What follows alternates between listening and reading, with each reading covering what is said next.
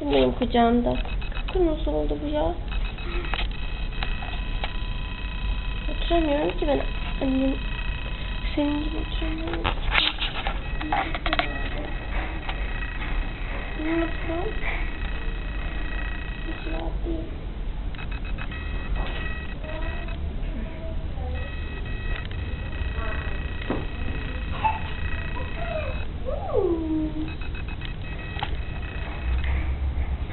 Ben buraya geldim, o da kafasını çevirdi. Anne rahat mı bu? Rahat. Ses çıkıyor mu? Sana bir şey yaptı mı? Bak istemiyor bu taraf.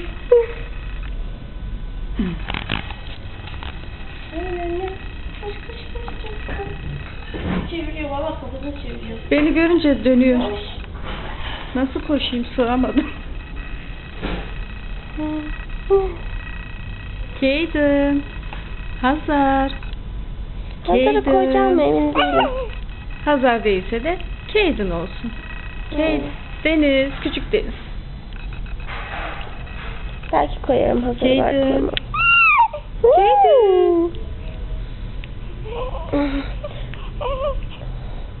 Kameraya mı alıyorsun? Şşt, ama ağlama. Ondan sonra ben beceriksiz anne ilan edileceğim. Anneannemin kucağında ne kadar rahattım.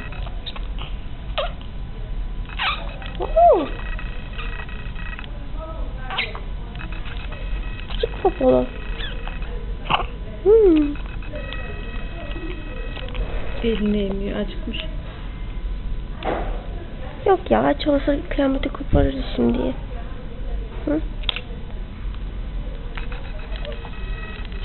Durdurmak için ne yapıyoruz? Çıkarıp bas. Tamam.